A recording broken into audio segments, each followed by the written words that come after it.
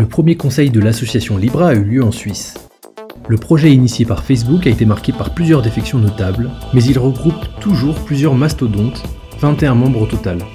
Libra est ce qu'on appelle une stablecoin, qui est une crypto-monnaie adossée sur une devise pour stabiliser son cours, contrairement au Bitcoin ou à Ethereum.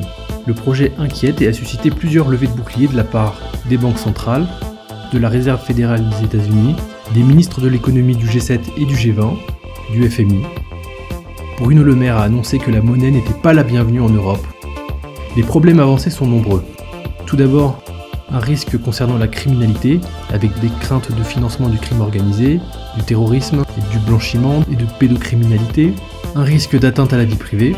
Il y a un risque sur la confidentialité des données, on pense notamment au ciblage publicitaire, et le scandale du Cambridge Analytica est dans toutes les mémoires. Il y a aussi des conséquences environnementales concernant la quantité de serveurs nécessaires, et il y a évidemment un risque sur la stabilité des monnaies. A cet égard, la Banque des règlements internationaux a publié un rapport dans lequel il s'alarme qu'une stablecoin proposée à une base de clients existante, par exemple Facebook représente à lui seul près de 2 milliards d'utilisateurs, puisse avoir un impact significatif rapide et pourrait avoir des implications sur le système mondial existant et des problèmes de souveraineté monétaire engendrés.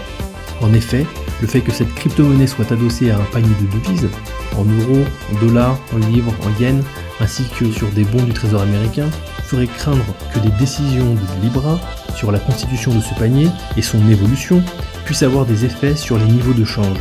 C'est pourquoi le G7 a estimé qu'aucun projet de stablecoin ne devait sortir tant que tous les problèmes réglementaires ne seraient pas fixés.